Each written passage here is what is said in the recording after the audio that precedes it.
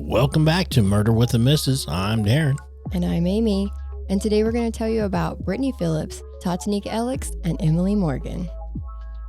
Don't forget to smash that like button. Check out the description for the links of all of our podcast platforms, CashApp, and Buy Me a Coffee. Like, share, subscribe, and don't forget to tell your friends. As always, tell your friends because you know what? They deserve to see us too. They do. Don't be rude.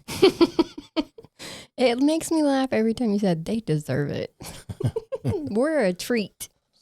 We're amazing. All right, so what story we got today? We have two. Okay. That's why there's three names in the title because one case involves two people. Yep. So we covered two unsolved disappearances from Oklahoma on Tuesday. And I think we'll go ahead and cover two unsolved murder cases in Oklahoma as well. The cases for today, though, do have recent progress. So that's why we're going to talk about them. We'll start with 18-year-old Brittany Phillips.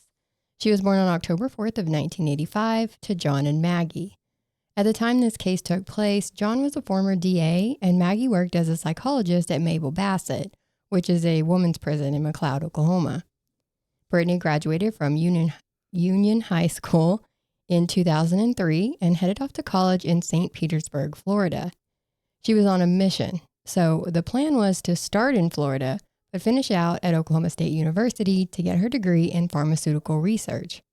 Her grandmother had passed away from cancer, so she was trying to look for a way to help find a cure. Well, good for her. I know. Now, sadly, she only made it a year in Florida before she got too homesick and decided to come back to Tulsa to be closer to family. But that didn't change her plans. It just changed how she was going to get there. So she enrolled in TCC, which is Tulsa Community College, to get the basics done before going to OSU, Oklahoma State University.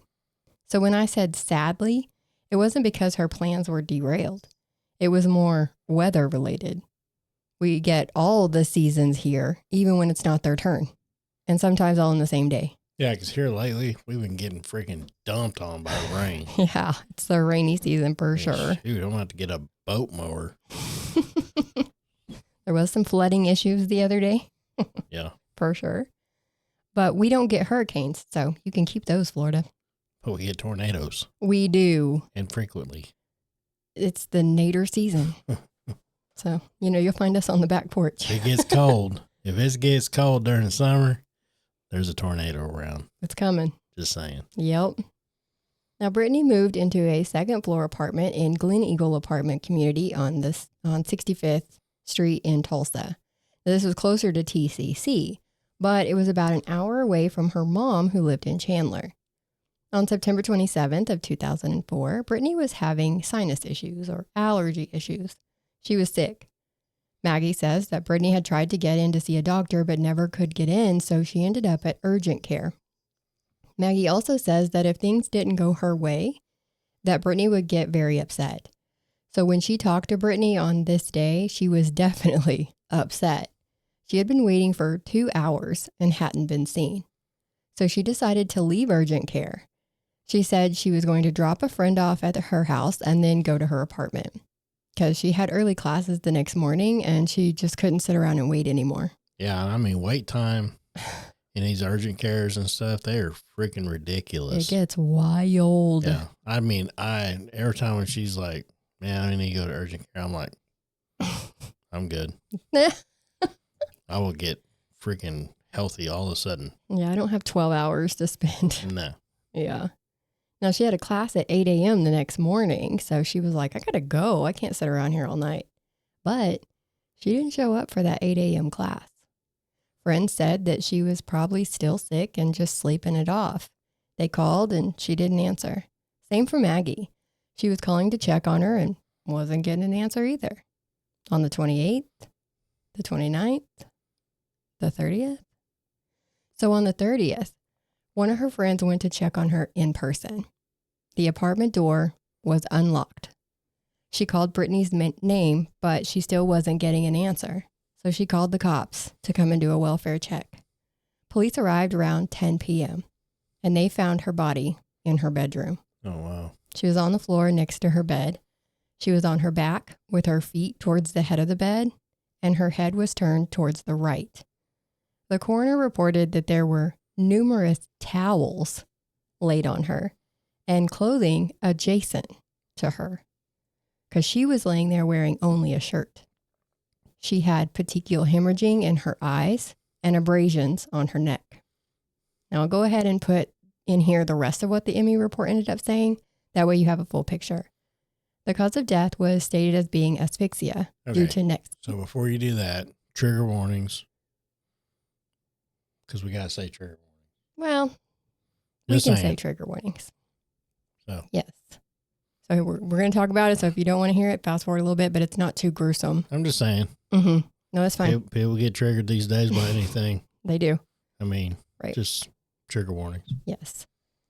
So the cause of death was asphyxia due to neck compression, and the manner of death was a homicide. There were no signs that a ligature was used, and her hyoid bone was still intact. Her toxicology report showed that she had no substances in her system. Well, sounds like murder to me. Oh, yeah. They knew right off the bat. Another unanswered question is about sexual assault.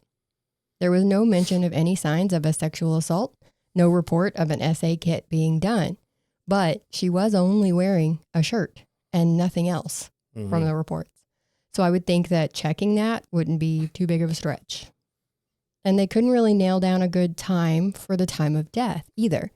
The ME report definitely did not. It was pretty much any time from 9 p.m. on the 27th after she talked to her mom on the phone and 8 a.m. on the 28th when she didn't show up for class. Now, let's talk about the crime scene. We already said that the apartment door was unlocked. Her bedroom had a door that led out onto the balcony, and that door was ajar. She had been known to leave that door unlocked regularly.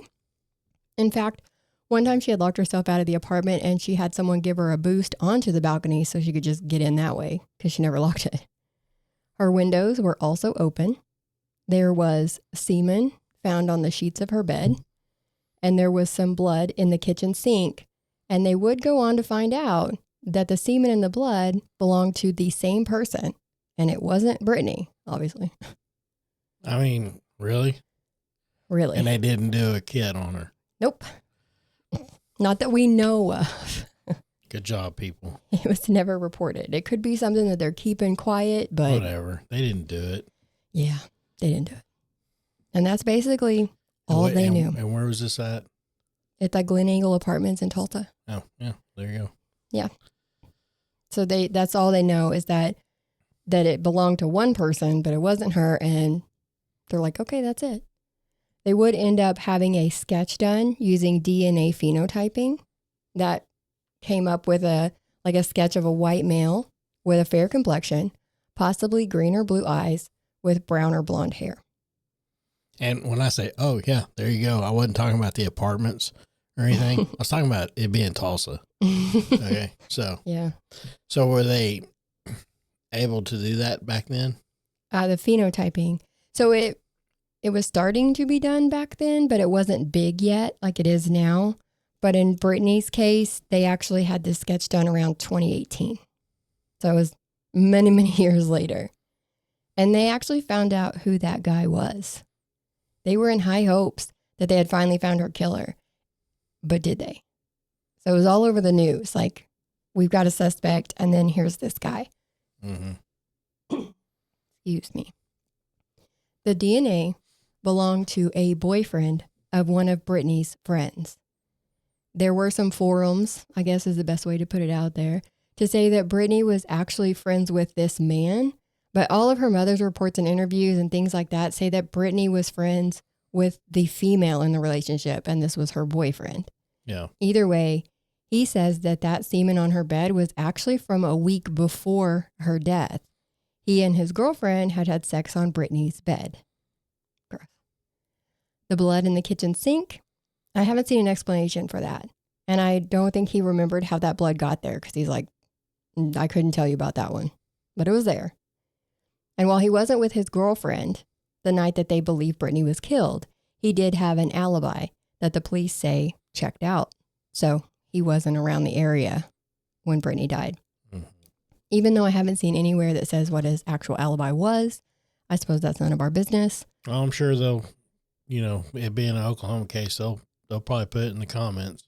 Well, it did lead to a lot of speculation that maybe there was more to that than what they let on. Like maybe some possible familiarity with some of the investigating agencies. I'm just saying. That's speculation. Either way, he was never arrested as a suspect. Now back to the murder. Afterwards, Maggie had started thinking that maybe the killer could be a drifter. A drifter? Mm-hmm. Just a transient. Someone just passing through the area. Passer through. Yeah, a passer through. That'd be the technical term for it. Not the Tokyo drifter. Everything's cars. I'm just saying. So what Brittany's mom did is she got a minivan in 2007 and she had it wrapped. Now, this is pictures of Brittany. It's got the tip line phone numbers on it and big words that say caravan to catch a killer. She made sure it was pink and purple because those were Brittany's favorite colors. And she started driving this van all around the country. I mean, that's pretty smart.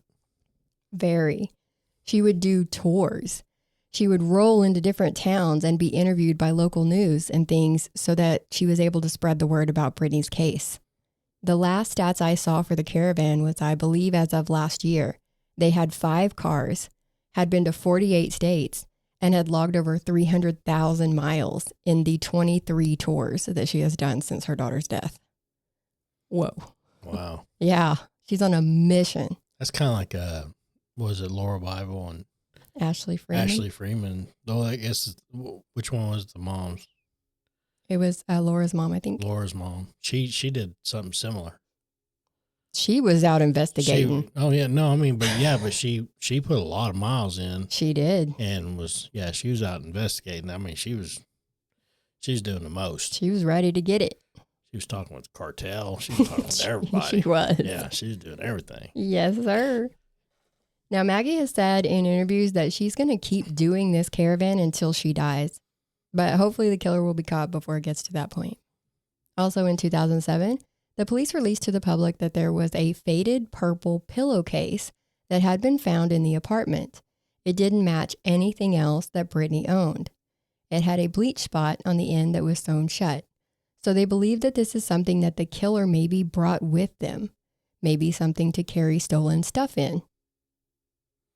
Like if you're going to burgle somebody. I'm just saying, burgle.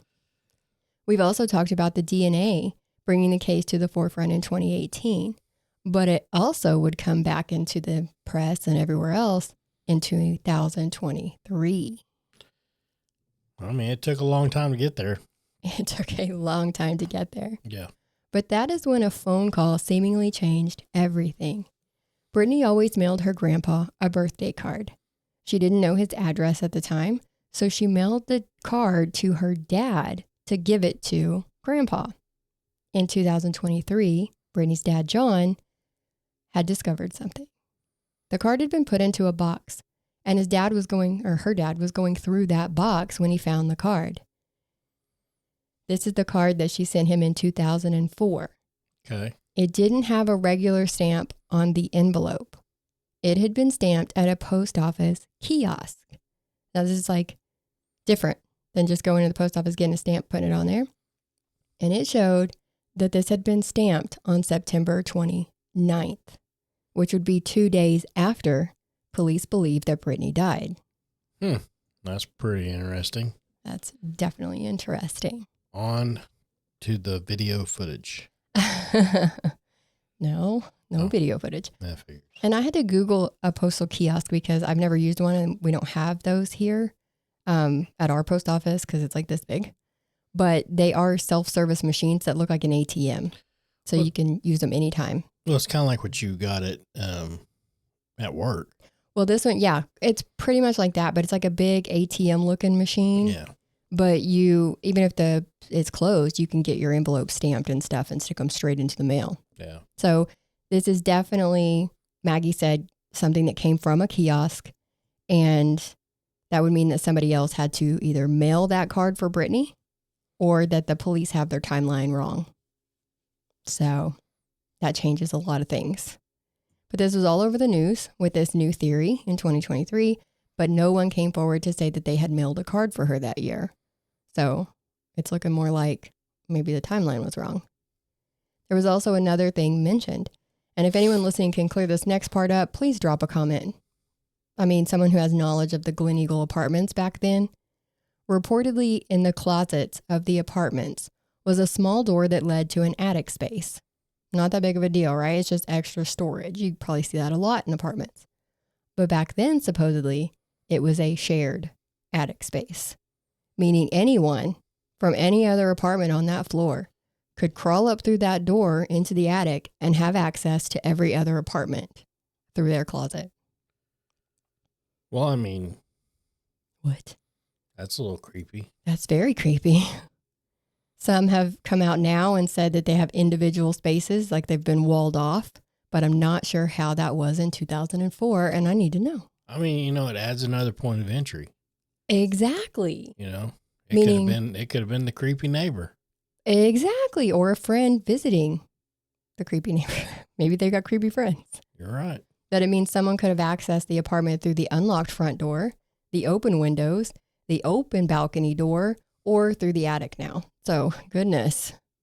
Or another thing to think of is, did the killer open the windows and the balcony door? I know it sounds morbid, but maybe they wanted to air out the apartment.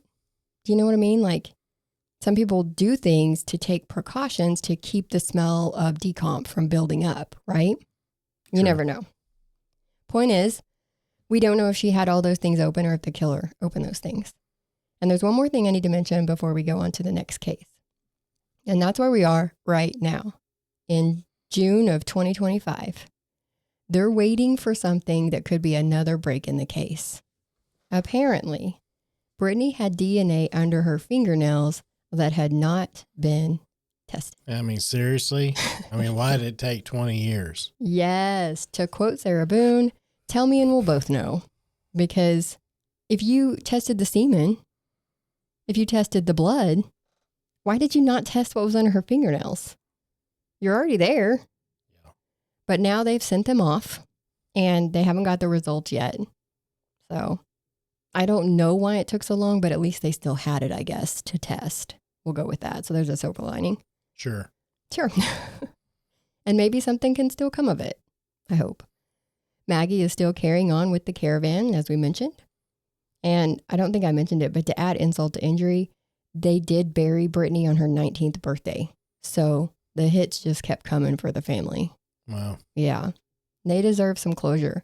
So if you have any information, there is a website, BrittanyPhillipsMurder.net, or you can call the tip line at 918-596-9135.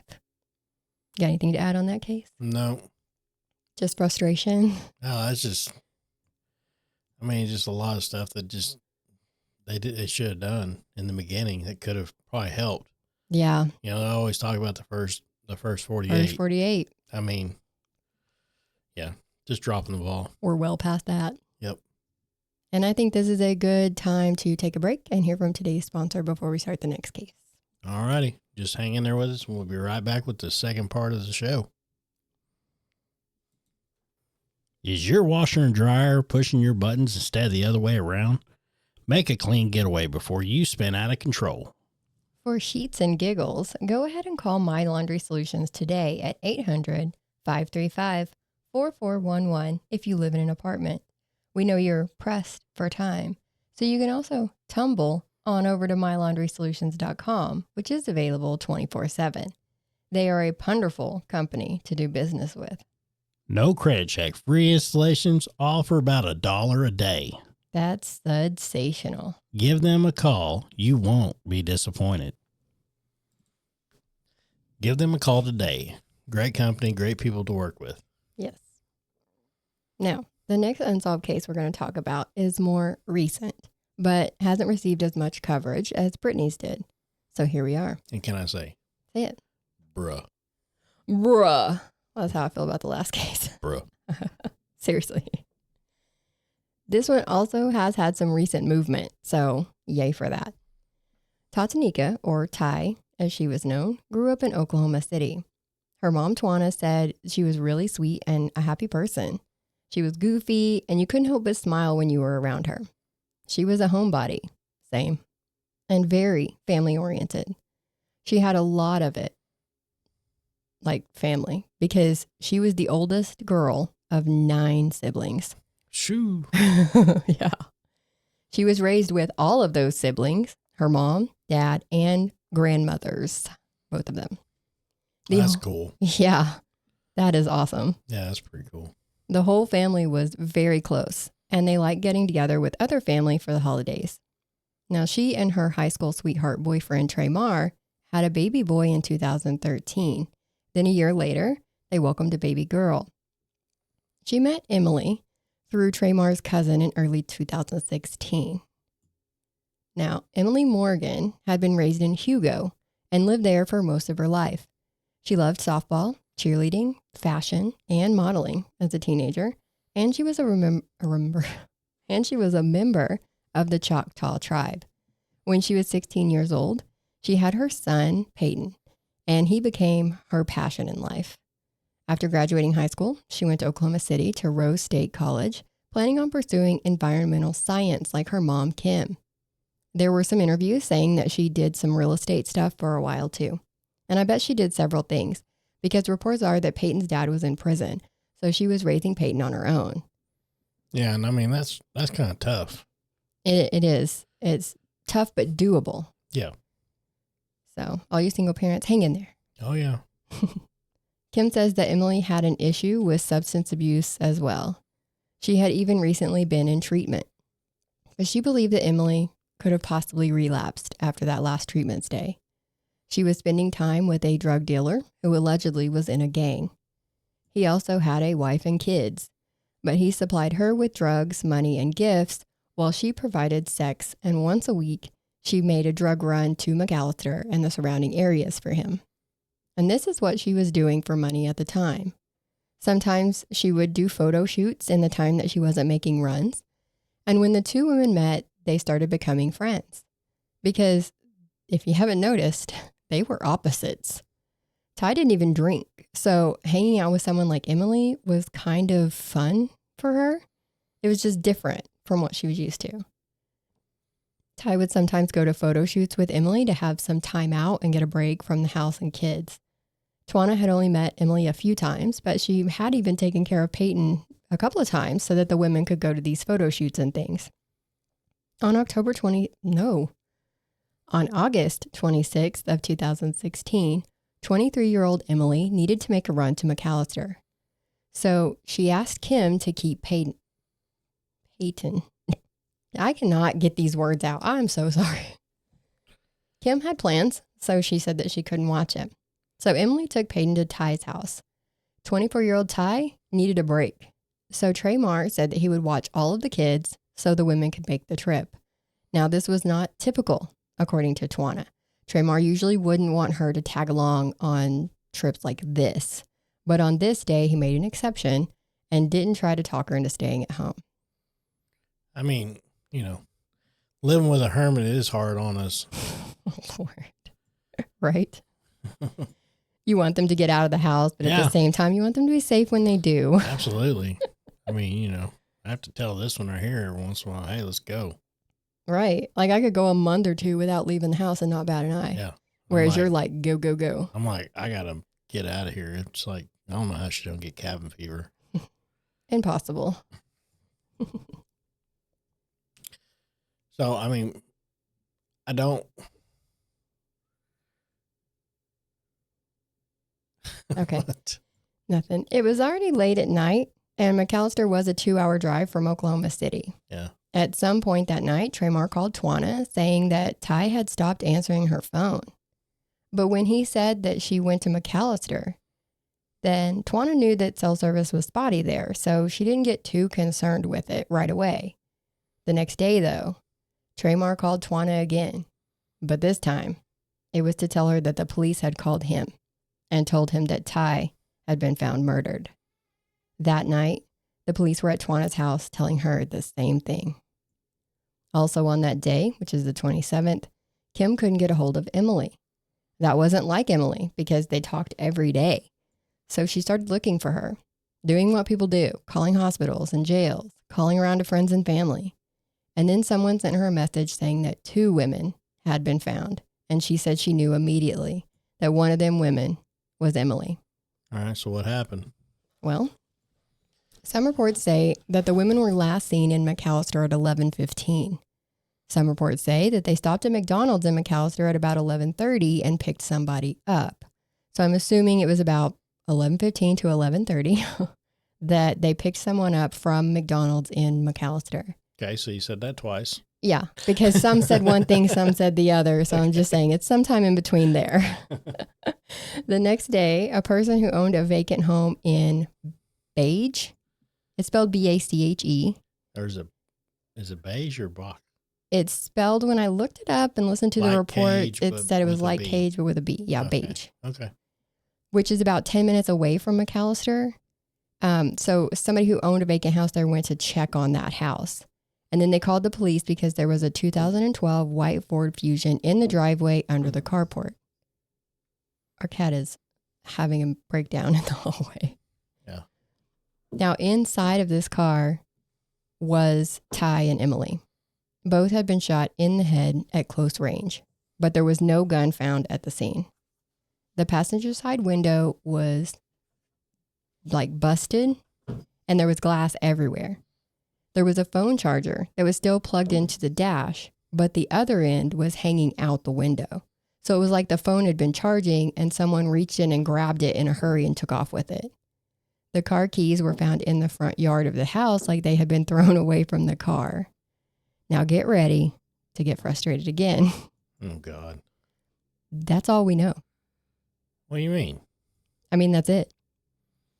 I would love to say that they found foreign fingerprints in the car or on the keys, or that they had surveillance footage from the McDonald's. I'd like to tell you where their phones are, where their phone data shows that they went. Anything, but we just don't know. The OSBI took on the case and said that they had collected evidence and done lots of interviews. Sure. But got nowhere. In 2020, okay, Kim found out that some of the neighbors around where they had found the car had never even been interviewed. And Kim has also said that she has repeatedly told them to look at the dealer. That's common sense. Yeah. She told them that Emily was dependent on him, that if he got mad at her, he would have her phone shut off or not pay her bills. She thinks that it's quite possible that Emily was demanding more drugs and money, and so he had it set up to have her killed that night on his run. She let them know that after the murders, the dealer actually called her, saying that he loved Emily, but then he also tried to buy Kim's silence in the same call. According to Kim, she told him, "If you think I'm going to keep my mouth shut about anything that I know about the relationship you had with Emily, then you've got another thing coming. If you loved her like you said you do, then you would want to do everything in your power to find her killer." I mean, she's not wrong. She's not wrong. And you got to think too, outside of the love aspect that she was talking about, there's the business side of things. If you're a drug dealer and in a violent gang and one of your runners gets killed and possibly robbed by the sound of things, that's fucking with your business too, your money, the respect on your name. Like, you don't want that. But the point is, why wasn't he more concerned? You know what I'm saying? Like, I would have been concerned about how the whole thing went down because she was on a run for him.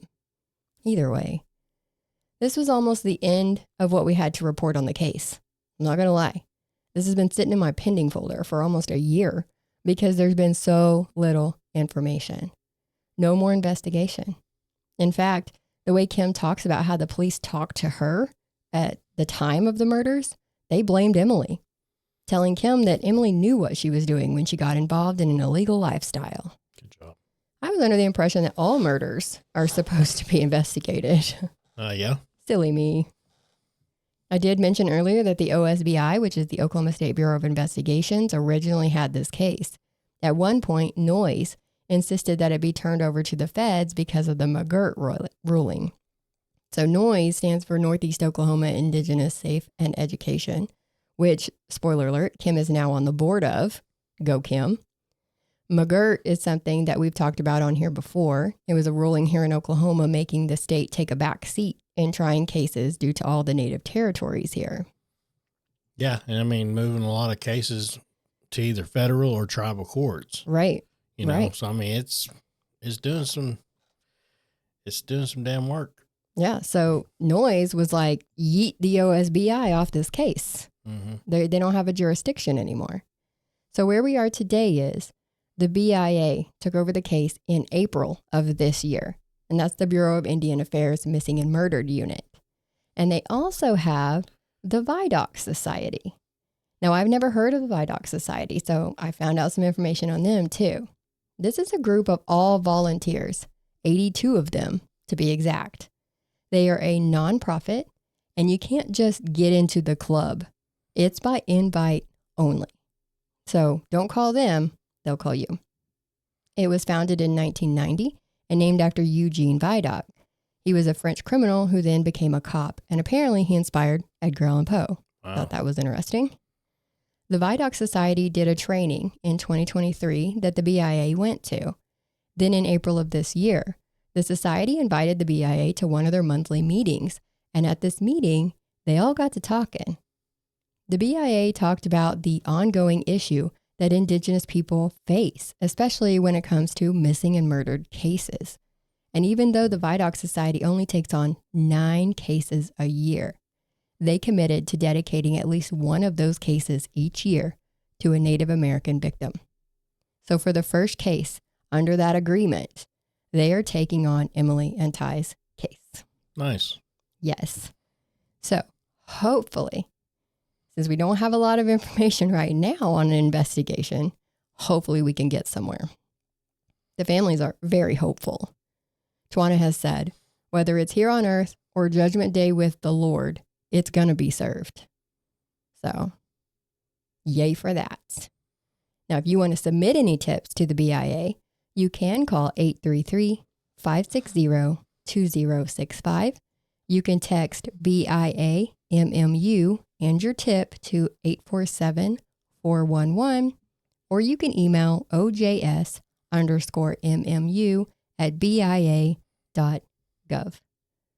You got any thoughts on this one? Not really. I mean, you know, it's nice that they have all these different organizations jumping in on these cases and everything because from everywhere. I mean, we need it, Yes. honestly, because, you know, you have so many of these cases that are just dead ends because either they're not getting any information, or they're just not doing their job. Yeah. They're not taking the initiative to freaking go out and you know, do the work, basically. And sometimes it's because people just won't talk. And then you got some that are like, oh, you know, they knew that they was getting involved in whenever they was doing drugs. Really? Yeah. I mean, come on. That's why there was no investigation. Yeah, it's just, it doesn't matter as to what their preferences or any of that kind of crap is. I mean, yeah, okay, they could have chose a different life. But, you know, sometimes shit happens. Very true. I mean, honestly, and sometimes it's just, that's the way it rolls for them. That's true. I mean, life's a gamble. Desperate times. I mean, just to hear that come out of the person who's supposed to be investigating your daughter's case. Yeah. Bruh. Exactly. The shirt. Now, if you like our content, please make sure to like, share, and subscribe. Yeah, and, you know, tell your friends so they're not left out always, because you know what? They deserve to see us too. Every time. But we do appreciate you guys watching and subscribing and everything and sharing our videos. And without you, it wouldn't be possible. So we'll see you guys next time. Bye.